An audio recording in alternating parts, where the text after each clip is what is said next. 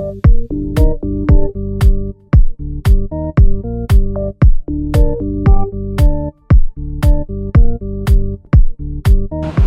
je m'appelle Étienne, je fais une interview pour le Bon du Blog au Château, sans souci, Château des associations. L'interview de Jacques Cheminade, Solidarité Progrès. Voilà, donc nous allons interviewer.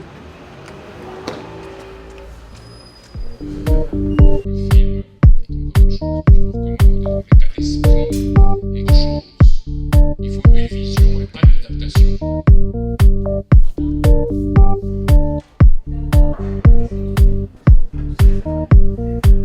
Solidarité Progrès, c'est un parti qui voudrait qu'on revienne au jour heureux, c'est-à-dire au programme du Conseil national de la résistance, qui combattait le féodalisme financier. Et on peut être surpris que ceux qui ont rédigé la deuxième partie du Conseil national de la résistance, qui demandait un plan, une lutte contre ces intérêts financiers, des banques publiques, une révolution. C'est une révolution en réalité. Une révolution à la façon de penser et de voir l'économie en particulier. A été rédigée par les socialistes. Et voilà que les socialistes aujourd'hui font la politique inverse. Donc nous voulons leur rappeler que leurs prédécesseurs avaient une certaine idée des choses que non pas. Alors ils disent on ne peut pas, le temps a passé, c'est différent. C'est pas du tout vrai. Le drame de l'époque, c'est que tous les partis politiques se soient adaptés au social-libéralisme. Des étiquettes de droite ou des étiquettes de gauche. Il y a eu la période Chirac entre 86 ou 88 où plus libéral tu meurs, avec Balladur bien entendu. Et puis il y a eu Strauss-Kahn et tous ces gens-là qui ont fait des politiques qui étaient des politiques vraiment qui, si on avait pensé à des socialistes comme Jaurès ou même comme Blum, ils auraient été effarés de voir leurs successeurs faire ça.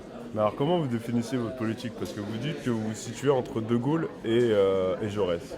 Pas du tout entre, avec les deux. C'est ce que vous dites dans votre... avec les deux, c'est pas entre. Je dis jamais entre. En fait, ça part un peu du patriotisme, mais ça va jusqu'au socialisme. Vous savez ce que disait Il y a un Jaurès, la patrie problème, a un peu d'internationalisme en éloigne, beaucoup d'internationalisme, il ramène. Alors, c'est une notion de la patrie qui n'est pas du tout celle que peuvent avoir les gens aujourd'hui. La patrie, pour moi, c'est avoir une certaine idée qui s'est développée dans l'histoire. Et en France, c'est celle du domaine public. C'est-à-dire qu'il y a un domaine public, il y a un service public, et on a des comptes à rendre au peuple, incarné par ce service public qu'il faut lui rendre.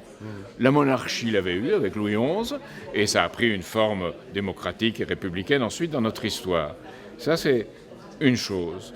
Et cette notion-là de la patrie veut que tout ce qui vient de l'étranger soit vu comme intéressant. On est en dialogue permanent, on adopte, on prend. Et je pense qu'une des choses, un des scandales encore de l'époque, c'est de voir que cette idée de patrie aujourd'hui, et ça va depuis Marine Le Pen jusqu'à Manuel Valls, il faut le dire. Je ne dis pas du tout, je ne veux pas les confondre, mais c'est la même chose. Où on voit l'autre comme quelque chose qui nécessairement n'est pas quelque chose qui permettra un développement meilleur pour aller plus loin. L'immigration est absolument nécessaire en France. Elle est nécessaire pour le futur, elle est encore plus nécessaire en Allemagne. On est en train de perdre une partie de leur population. Mais il faut savoir comment, quel emploi on donne, quelle formation on donne. Est-ce qu'on a quelque chose à leur offrir en culture? Pour l'instant, comme on n'a pas sûr de soi-même, on ne pense pas qu'on ait quelque chose à leur offrir. Et c'est là que se fait l'échange. Si quelqu'un vient avec quelque chose qui améliore nous-mêmes notre propre idée, on se développe et on se transforme et on change. Et ça veut dire une idée de la patrie qui est dynamique et qui n'est pas du tout statique, et une idée sociale qui est celle que disait Jaurès, c'est le crédit public. Il le disait lui-même, j'ai retrouvé le texte où il le dit. Il faut un crédit public, c'est-à-dire l'État qui donne les moyens à ce service public de se développer. Alors on peut appeler ça le socialisme, on peut dire que c'est une politique réellement républicaine, mais c'est une politique, en tout cas, qu'on ne pratique plus du tout aujourd'hui. Les partis en place ne pratiquent plus cette politique-là.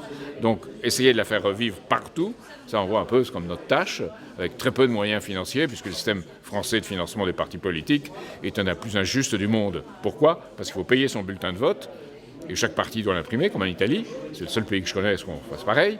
Ailleurs, l'État imprime un bulletin de vote avec la liste des gens, et on met une croix devant celui pour lequel on veut choisir. En France, non, il faut payer avant. Alors pourquoi avez-vous choisi de présenter deux listes municipales dans deux villes différentes, Lyon et Rennes?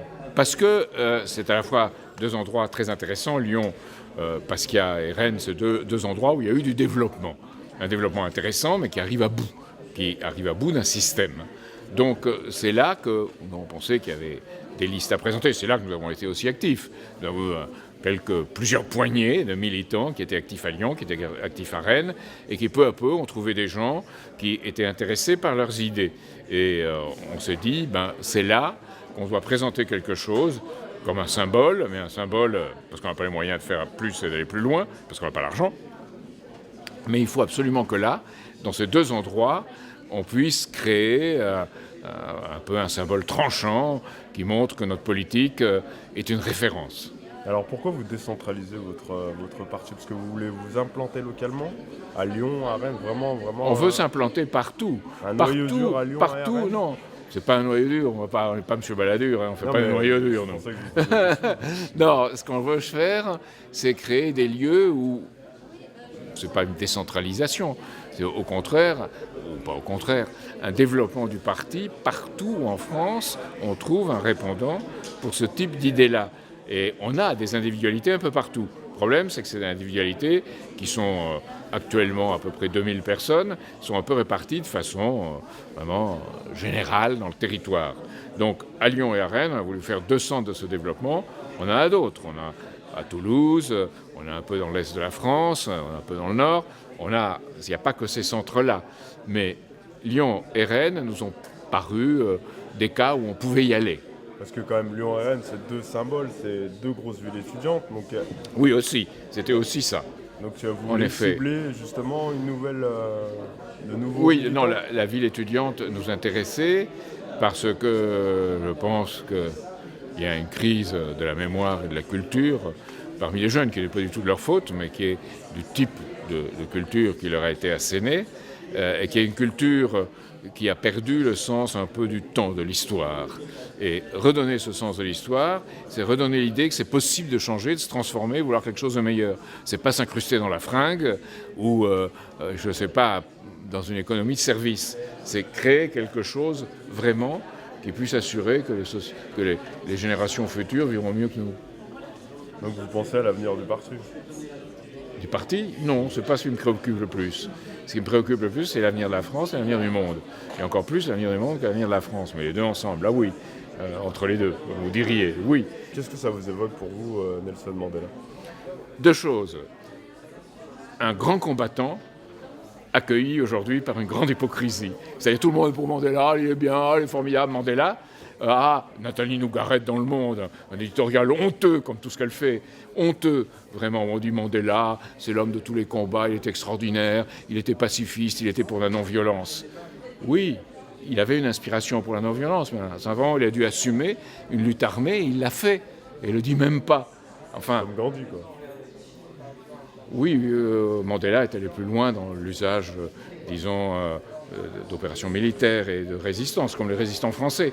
Alors, donc sur ces belles paroles, qu'est-ce qu'on peut vous souhaiter pour 2014? Pour 2014, ce qu'on souhaite n'a pas d'importance. Ce qu'il faut, c'est ce qu'on peut souhaiter au monde. Et souhaiter au monde, c'est de revenir à un système où l'argent aille à nouveau au travail, à la science, à la recherche, à l'hôpital, à laboratoire. Le futur, c'est ce qui est présent. C'est-à-dire, qu'est-ce que ça va être demain? Je crois que la différence entre un homme et un animal, c'est ça, et l'homme est responsable. Alors, les écolos disent quel monde on va laisser aux générations futures, ils ont raison, c'est une très bonne question. Mais ils apportent une réponse qui est, disons, une réponse de retrait, une réponse vers des énergies moins denses, une forme de retour au passé qui est, allez, disons-le, un peu pétainiste. Donc, pas tous, il y a des gens plus intelligents, mais c'est les énergies vertes. Alors que servir le futur, c'est croire que les inventions, les découvertes des êtres humains, c'est un sens de la politique spatiale qui est un élément de la campagne, mais toutes ces choses que l'être humain porte en lui, il doit les donner à l'histoire dans laquelle il est, il doit découvrir constamment des choses que dans le passé, c'est pour ça le retour aux valeurs, découvrant l'inspiration, oui, retour aux valeurs ou aux produits, non, il n'y a pas de recette. Et on est là, on est seul, et on doit inventer, on doit créer. Et on doit le faire pour le plus grand nombre, et pour que ce soit partagé par le plus grand nombre. Et si vous regardez la science aujourd'hui, un des grands problèmes de la science, c'est qu'il n'y a pas une vraie pédagogie de ce que ça signifie. On cherche le spectaculaire, on cherche les médias, et il n'y a pas une véritable pédagogie. On voit parfois apparaître maintenant, en réaction des gens qui commencent à réfléchir en termes de pédagogie. Ça, c'est nouveau et ça me donne de l'espoir. D'accord, merci beaucoup, monsieur Jacques. Merci à vous. Merci à vous.